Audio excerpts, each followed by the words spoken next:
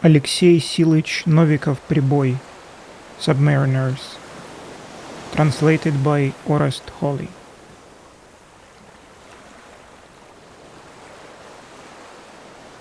Part 3. We are heading back to our base. It is nighttime. I cannot sleep, and it seems no one else can either. Zobov lectures sailors on astronomy, Zalekin gabs. No, chicks we have in Penza province, these are chicks. Any good? Weirdo. Our girls come from the black earth and bred. To pick at her once is like having a raspberry touch her, jolts you with electricity. The only problem is fat feet, people say, someone interjects. And you only like sheep legs like city girls have. No, our girls are firmly grounded. You have to shed 7 sweats dragging one around the corner. By the sweat of your brow you will get your satisfaction. Or something like this, the book says, right? Someone complains about the lack of letters from home. Officers are playing chess in the wardroom. I go to the upper deck. No one is here. There are 2 people on the bridge, except Golubev and helmsman Mazurin. I join them and sit on the bridge railings. Can sleep, Vlasov? Need a breath of fresh air, sir. Just admit it, the sweetheart bothers you. A mouse survives on a straw alone and still yearns for love. What to say about myself, eating clean bread and drinking cacao? Such a pleasant night, I don't want to talk at all. Diesel engines are rattling, piercing the sea like sewing machines. The pitch-black moray, bearing no lights, clips the sea surface like a frightened fish. Foam clamours along the sides. I swallow the salty air, but can't get Polina out of my head. Longing for her burns in the chest. I look into the sky trying to unwind. The sky is studded with golden lentils. On the starboard beam is a crescent of the waxing moon. Where are the mountains Zobov mentioned? And it seems to be at once that this is not the moon at all, but a silver nail clipping from a god's toe. Angels couldn't catch it, and now it hangs in dark blue air. And again my thoughts rush there to the shore like migratory birds.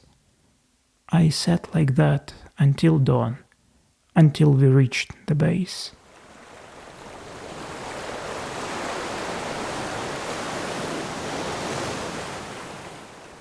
I go directly to Polina's apartment.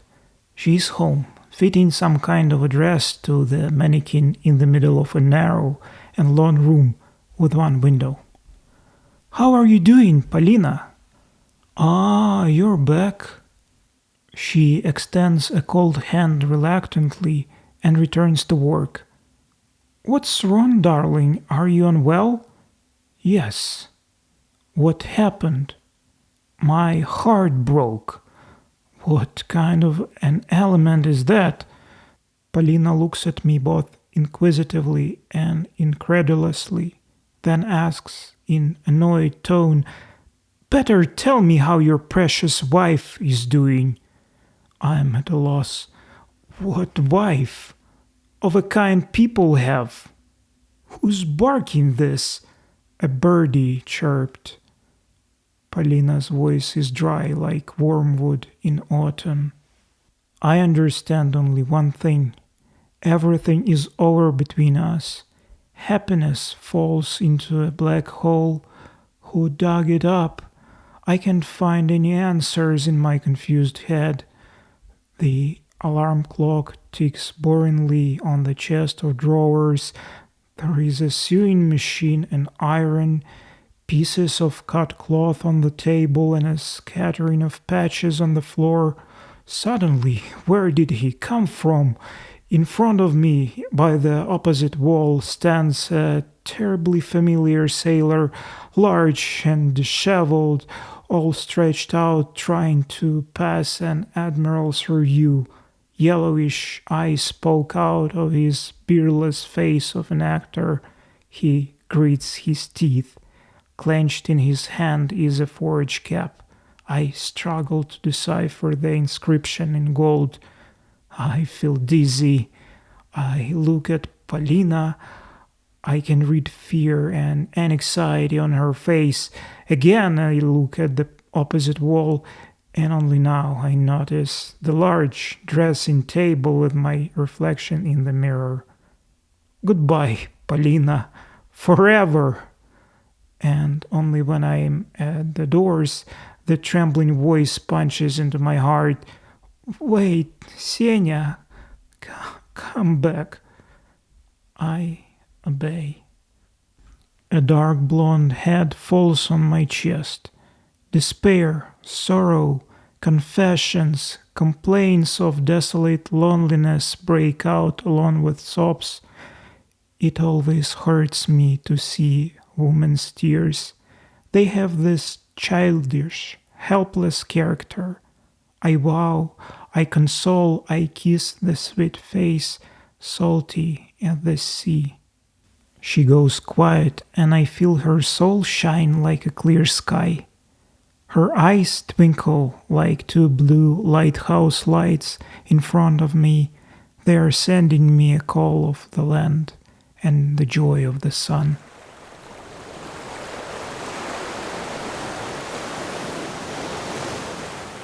It's been raining all day.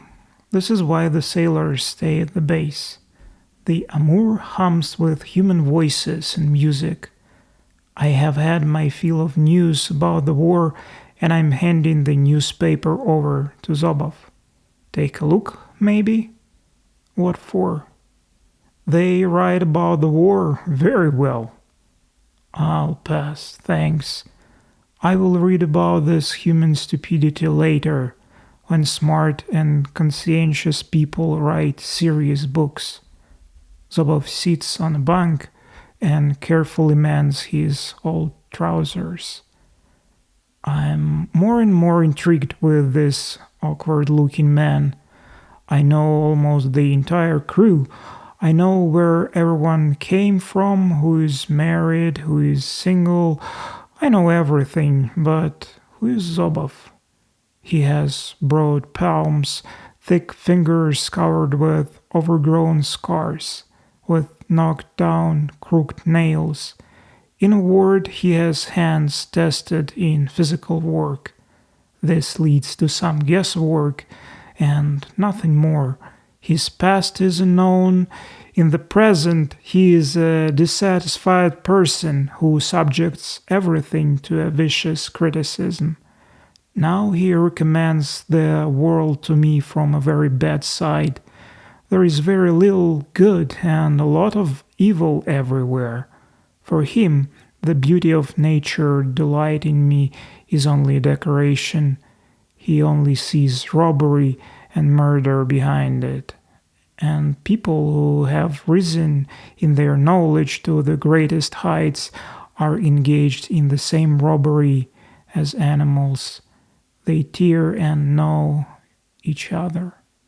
What about you? I ask. And I too, exclaims Zobov gloomily, because I also live on the sinful earth, and I have nowhere to go. If it was possible to move to one of the planets, I would gladly do so. Zobov looks at them and frowns his big forehead. Then he lowers his heavy head. Thinks. Oh, how much foolishness there is in people, Zobov laments. Namely, I ask. There, look at Mazurin. Mazurin is our helmsman. He is standing close to us, dressed in a new uniform, unable to decide where to pin the cross of St. George on his chest. I don't see any foolishness here. Oh, let's find out then. Zobov calls Mazurin over and asks him, "Do you carry another cross, not St. George's, but another?" Mazurin does not understand and goggles his eyes. "Well, one they gave you at a baptism." "I do. What's up with that?" Zobov gloats. "So, this means that you have two crosses on the same chest. One depicts the crucified Christ, and the other depicts George the Victorious. Tell me now in the name of what you wear the first cross, and in the name of what the second." "You're ridiculous, and nothing more," barks Mazurin and storms out. "Oh, you radio man!" sailors look at Zobov, excited. "It turns out that one cross is given to a person so that he won't shed human blood, and the other for the bloodshed. That's sharp." "So what are you going to say about that?" Zobov asks me. I have nothing to say, and stay silent. Zobov's musings cling to my mind like burdock to a sheep's coat, and I cannot find any respite now.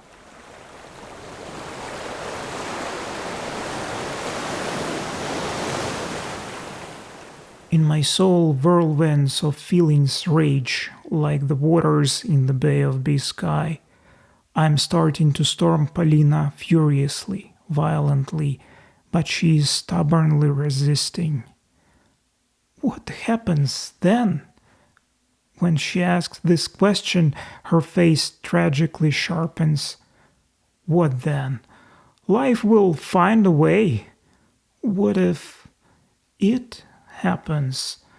Blush of shame floods her face like raspberry juice. We'll celebrate the new person together. You sing sweetly, Senya, but let's do it by the book like all good people do. What does it matter what good people do?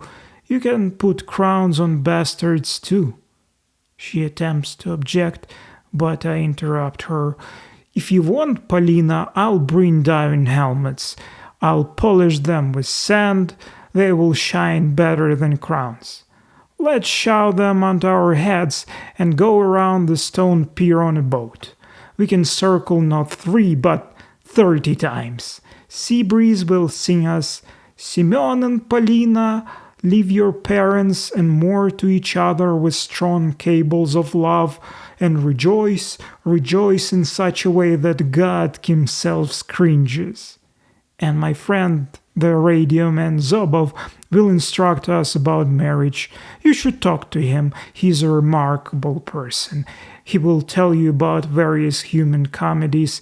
Ha ha ha ha ha. There was a time when people did with no priests. They loved, they gave birth, they died. Then came the actors. Polina stares at me with fear, wondering if I were insane. Then her eyelids swell, and sadness seemed to seep from her cornflower blue eyes like the withering of autumn. I am disarmed and crushed. What is love? Even Zobov himself has no answer.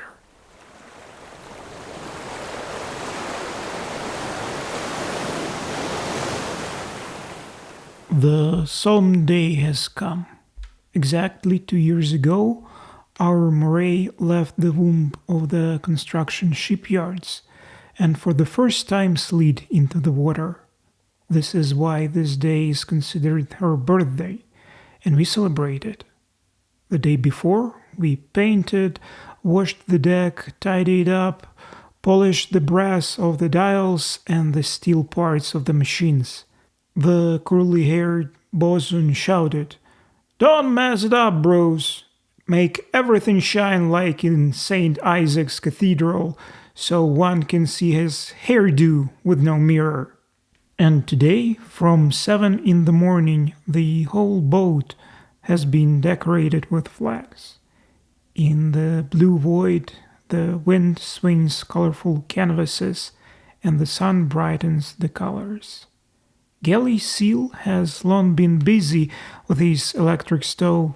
He looks preoccupied, like a sorcerer healing a serious illness, and grumbles at the gunner's mate Rubtsov, assigned to help him. "Grind the meat faster! You're here to do the work, not to chew the cud." Rubtsov bares his picket fence-like teeth. "Oh, I'm so fed up with you, Lord Blob." By noon, all preparations are completed. Vases with lush flowers adorn the improvised tables. Electric lamps brightly illuminate the cavity of the moray. Instruments and mechanisms are decorated with greenery and fresh flowers. The bosun is in the control room. He surveys the stern, then the bow with a trained gaze. A wide smile spreads across his face. "This boat is all right. Top-notch work." In addition to our officers, guests are gathering. The head of the division, his adjutant, and other submarine captains. The cabin is full of white dress uniforms and shines with golden braids. In the bow compartment, gleaming rows of white jackets are topped with blue colors. I'm sitting at the end of the wardroom, and I can see everything that is happening there. The brass band thundered "God Save the Tsar" on the upper deck. Everyone stood up, but this is merely a pretense. The main interest is not a hymn now. Eyes are greedily fixed on the tables, where appetizers and drinks are arranged artfully. Cognac burns in the officer crystal glasses, and we have diluted ethanol. When the music stops, the head of the division, Captain First Rate Berg, proclaims, "Attention, please." The silence is only broken by the electric fans humming. Berg's bulging eyes are serious. "Gentlemen officers, today the Moray is celebrating its submarine anniversary as per our tradition. For the past 2 years she had served the Navy with unwavering loyalty and had earned much recognition. I am confident that under the leadership of the experienced commander Vladimir Nikolaevich Velsky and with the support of the officers and crew, the Moray will continue to demonstrate miracles of gallantry and instill fear in our enemies." Cold, bureaucratic words fly by us like fish scales, but we all shout hooray and drink vodka. Our captain, in his response speech, thanks his officers and crew, and in conclusion proposes to raise glasses in honor of the division commander. Inside the boat, hooray blasts blend awkwardly with hopping orchestra sounds. I'm interested in the captain of the Wolverine, Lieutenant Rakitnikov. Physical strength can be felt in his heavy figure.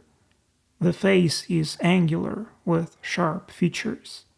2 pointy nails of a waxed mustache stick out below a large nose. Rakitnikov is a well-known figure among submariners. He was the only Russian trainee on board an English submarine. The submarine suffered a casualty, a hull breach at the stern by a shell from an enemy destroyer. The destroyer had been blown up by a mine, but the boat also sank to the bottom at a very great depth. The enemy deadly shells, one going over and the other diving, were shot simultaneously. This is why the terrifying explosions occurred in short succession with an interval of several seconds. The stern tank of the English submarine was so damaged there was no way to blow the ballast. And when the middle and bow tanks were blown, the boat could only rise by the bow. There was still a thick layer of water between the submarine bow and the surface of the sea. The situation was tragic, smelled of death. No matter how much the human mind tried, there was no other way out but to escape through the bow mine tubes. They dared to take a desperate risk. Men climbed into the long round trunk. The breech door closed and the muzzle door opened. The submariner then was expelled from the boat with compressed air. Shooting people instead of mines sounds like a fever dream, but did they have a choice? Fortunately, 2 Russian minesweepers turned up, along with a few saved Englishmen, was Rakitnikov. He was given a leave of absence, declined. He was appointed a captain of the Wolverine immediately, and in a few patrols he overshadowed all other submariners with his fame. For him there was no minefield, no net barrage. Entering the enemy waters, he caused a stir. More than once he got the upper hand over a pack of destroyers pursuing him. Now the question occupies me: what makes this person show such reckless prowess, circling over the abyss? He has a gilded sword for bravery, but this apparently does not concern him much. He is gulping more vodka than others, slouching. On the white crown of his head, like a puddle among the grass, a bald spot gleams. What is going on under it? Rakitnikov has a tense look, and across his forehead, above the bridge of his nose, there is a large crease, and I feel that some heavy thought is bothering him. Captain First Rank Berg shot a sidelong gaze at him and rose to his feet. In place of his prior stern expression, he glued a formal grin to his face. Among us, gentlemen, is the most famous military commander worthy of emulation. With his characteristic modesty, he tries to be unnoticed. Of course, you know whom I mean. Viktor Samsonich Rakitnikov, confirms the crowd. Let's drink to the captain of the Wolverine. Rakitnikov stood up, raised his dark eyes, cloudy from drunk vodka, mysterious like periscopes. Gentlemen, during my 8 years of submarine service, I became a fatalist. You all know my former captain well. Even before we met, he already saw his fair share of daring deeds. You also know how he escaped from the sunken boat through a mine tube. And all this only to go home and there, on land, under the most favorable living conditions, to catch a cold and die. Therefore, everything hinges on a fate. I, for example, for some reason sure nothing bad is ever going to happen to me or to Wolverine. Therefore, no bravery to be claimed here. I suggest it is better to drink to our oldest and first submariner, to the prophet Jonah. Bravo, Rakitnikov! Hooray! Other officers are toasted as well. Later, when the division head and his adjutant made their exit, the boat immediately felt more spacious, more free. What happens to us tomorrow? Who cares? Don't think about it. The exec gave us more vodka and several bottles of cognac. Our nervous lives catch up with us. We get excited quickly. Music blasts. Hopping laughter dashes from bow to stern. The boat explodes with scraps of shouts, fragments of words. Let's roll to the shore today, bros! Ready to cast my lead line. Ho, ho, now we're talking, Zalekin asked the comrades. Hey, brothers, you can spare a green one. My pockets are like Turkish drums, only air inside. He pushes the bosun, accidentally knocking a loaded pie out of his hands. Bosun snaps back angrily. You are all over the place like a klutz in a foreign land. Zalekin strokes the bosun's curly head. Don't be so angry, my friend. See, your hair is already cramped. I can't do otherwise since my soul flared up in a voltaic arc. One seaman asks, what encompasses a submariner's discipline? The other answers, a half bottle of vodka, a couple of pickles, and a good comrade. Damn screwed with anchor right. A different mood is in the wardroom. One of the officers proposes. Let's drink to the absent here fair sex. Rakitnikov shakes his head. To hell, women. What is a woman? A sweet poison, tainting the soul. You are wrong, Victor. Life would be bland and dull without women. Nonsense. Narcosis. We caroused for a while. We danced, yelled songs, and threw officers into the air. 2 sailors started a fist fight. Both were sent to a bitter end, as we called the brig. By evening, everyone dispersed. Of the officers, only the exec and Lieutenant Rakitnikov remained on board. The latter is already very drunk, but asks for more vodka. Give me something stronger, more dynamic, to fill the wound of my soul. All right, just steer clear of the base. The Admiral is here, and you may find yourself in hot water. It's best for you to bunk down in my cabin. I ain't scared of anything, not even the devil himself, let alone some admiral. And who is this admiral anyway? Dumbed-down version of a captain first rank. Rakitnikov cannot walk on his own, so I help the exec carry him to the cabin. In a voice filled with despair, he laments. I'm sick of this war. It is the same thing every day. Treachery, deception, wickedness everywhere. Life is ruined. You know what I want, my friend? What? Minimum to be off for a better world. What's the maximum then? Rakitnikov looks past us, twisting his lips into a smile. The maximum would be to get married, but I am already married.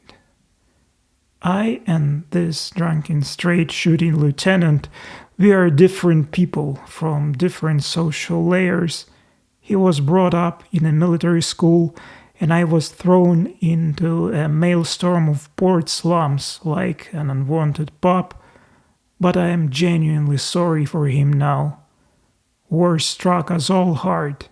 Even the officers are starting to moan.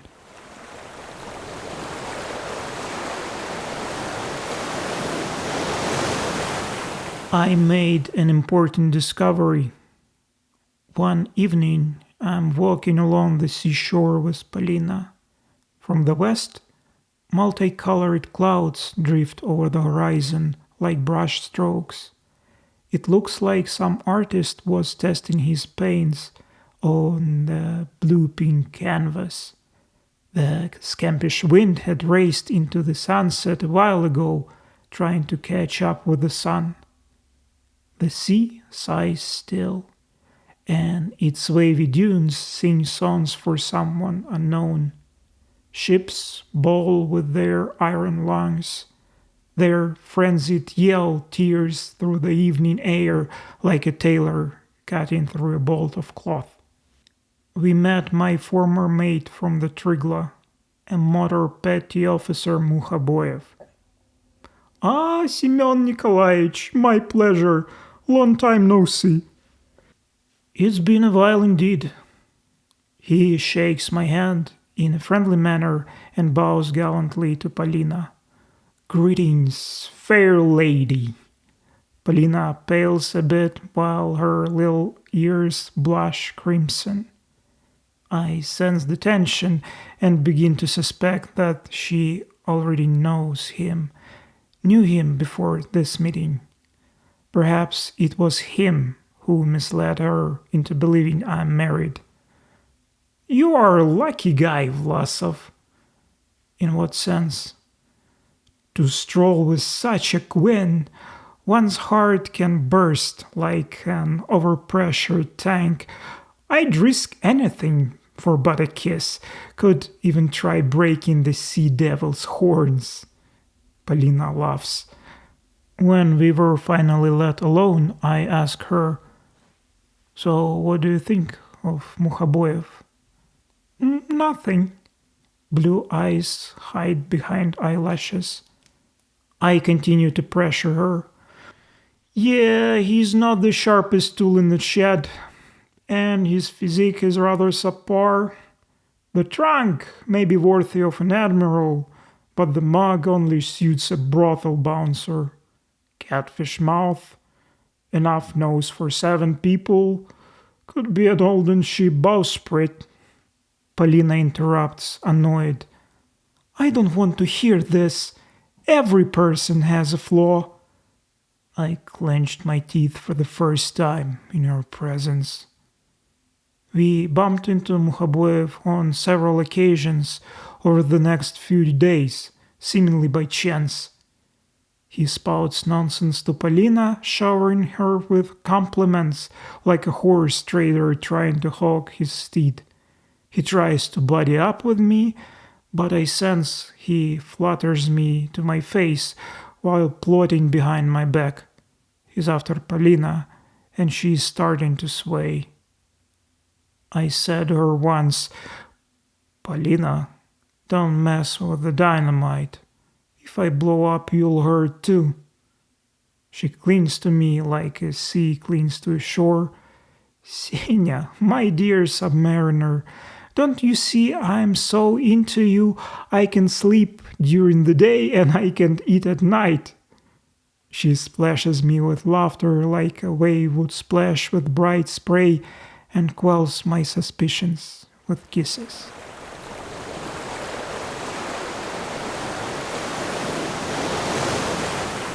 I'm walking to the post office with official parcels. Stone walls of the houses are seared by the midday heat. After the sea it is hot and stuffy here. Smells of medicine. "Vlasov!" A familiar voice calls me.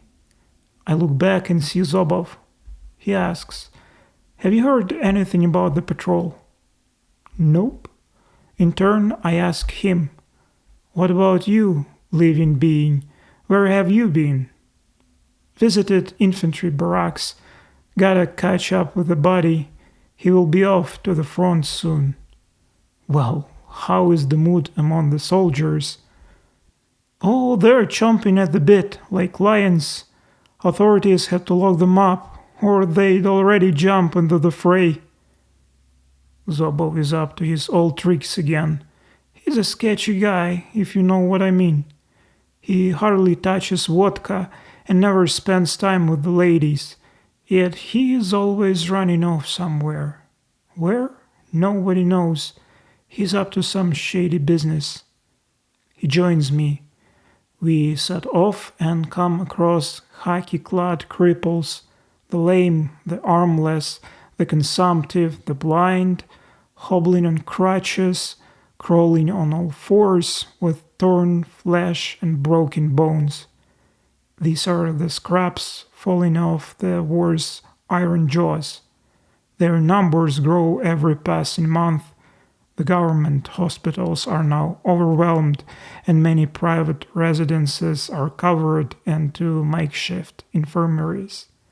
What will become of this city in a year if the war continues? And then there are the newly conscripted youth and bearded men marching along the streets to rollicking tunes. Zobov nods his head toward them and speaks frankly. Off they go as well. Where do you think they'll go? Into the meat grinder. Can you picture it? This 1,000-mile-long meat grinder. It has already made millions of people into loafers, turned millions of people into carrion. And it is not done yet. With an intense fervor, it continues its diabolical grind. I always feel like challenging Zobov, and I'm trying to come up with objections. You are mad at everything in the world. Mad at the war too? Zobov looks around, says, quietly and carefully, I know I need to object. What is the point of all this bloodshed? We were told the Germans attacked us, but they were told we attacked them and moved troops to the borders. Have you seen how dogs are pitted? One is thrown at the other, and they fight, snaring and tearing each other apart for no real reason. People are fighting the same way, and for what? As we turned the corner, we heard a nasal hiss. Dear sailors, don't leave me, the unfortunate cripple. The sorry soul is begging for aid. He sits on the ground, swaying and bowing before us, ugly as a nightmare. Instead of legs, he has short, bare stumps sticking out, head and whole body covered in ulcers, scabs, a face with a sunken nose. Pus oozes from sore red eyes. This is no longer a person, but a living, decaying carrion, poisoning the air with a stench. Thank you, Orthodox! The nasal gratitude for the alms given is dragging behind us. We walk in silence for a while. It seems that pus has stuck to our body. The stench has penetrated into the very soul. Well, what do you say about this rotten man? Finally asks Zobov. Disgusting. Yes, he probably finds himself disgusting as well, and yet he still lives. Ask him if he wants to go to the front. He may refuse. Grasps for life. They write about us that we are eager to fight like lions, and the time is coming where we will fight like lions, but for people's freedom. Zobov falls silent, consumed by his evil thoughts. I turn away from him and make my way into the post office.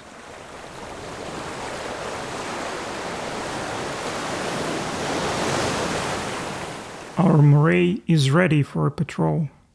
The batteries are charged, all parts of the mechanisms are checked, all devices are in perfect working order. We are waiting for a command berthed on the tender. After dinner, Executive Officer Golubov climbs down to our berthing. He has a menacing look. The sailors immediately became alert. Hear me, bosun. Today, by midnight, the entire crew is to be on the moray. Aye, sir. This is going to be a serious patrol. Aye! Golubov departs. The crew is muttering. The torment starts anew. Yes, again. Where are we going this time? As if they are going to tell us. Oh, damned life. Zobov takes advantage of every opportunity to throw thoughts, prickly as gooseberry bushes, into people's brain. He pretends to console. It's nothing, brothers. Do not lose heart. Let's fight.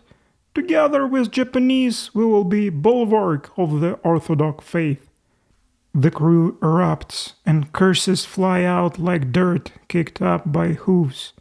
Messy, I rush to a trusted orderly to get some ethanol.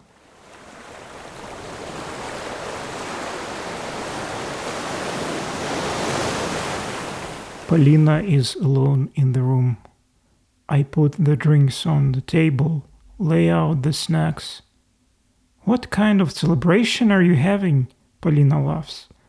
My head is heavy with bitter thoughts and droops to the table. Not a celebration, but a tragedy. Might be a memorial service. What tragedy? What memorial service? We will be sailing off to the sea. This time we have a very dangerous patrol ahead of us. Who knows? Maybe I won't see you until the kingdom comes. Polina is worried. No, don't say this. You will be back safely, and I will be looking for you from the shore. Her concern and compassion make me even more anxious. I pour ethanol diluted with cherry syrup into a glass. Let's drink, darling. If only a bit, just for you. Vodka burns in the chest, but can't drown the mortal sorrow. I want to complain about my harsh life, and strangely enough, not only Polina, but I myself listen to my voice, stifled and muffled. Yes, darling, war is generally a very serious thing. It is not a birthday party. Here people are treated not to loaded pies, but to shells with dynamite and all sorts of other filth. And as for us submariners, our situation is even more dire. Since I joined the Navy, we have lost several boats. The Mink went missing, and no one knows what happened to her. The Lynx hit enemy nets, got tangled up and blew up. We only read a few lines about her in the enemy dispatches. We received a bit more information on the Shark. Destroyers damaged it. She went down and couldn't surface. Germans raised her in 2 days. Only one man survived, but he lost his mind. The rest either suffocated or committed suicide. And there was another boat. I'm telling about a gruesome incident that happens to our fellow submariners with sincerity and without embellishment, yet at the same time I feel a duality within me. A part of me is driven towards a specific purpose. Despite the fading light of dusk, I can see the despair etched on Polina's face. 2 dew drops glisten in the corners of her beautiful eyes. She throws herself onto my neck. Honey, enough of this. I don't want to hear. My God, what agony. Senya, darling, don't lose heart. Don't torment yourself. It is better to drink, and I'll drink with you. How about that, huh? Yes, let's drink, dear. Her hands tremble and the bottle clinks against the glass. Vodka splashes on my knees. My heart aches for Polina, yet part of me wishes she would cry. Why do I feel this way? The horns of a fluke anchor tear at my chest as I pour out my oppressive hopelessness. Polina, I will remember you even there, at the very bottom of the sea. She sprinkles my face with tears, kissing me again and again. Do not say that. Don't. I'm scared. I remember my husband. When I found out he was dead, I almost took my life. And you will come back. I'll be yours. Senya, dear, I am yours now. Do you hear, honey? Yours, without a wedding, my tormentor, my funny and gallant submariner. I feel the unquenchable passion of the woman in my embrace with every muscle in my body, an unseen fire ignited within me, consuming my entire being, wedding candles lit up in the evening sky. The equator is crossed.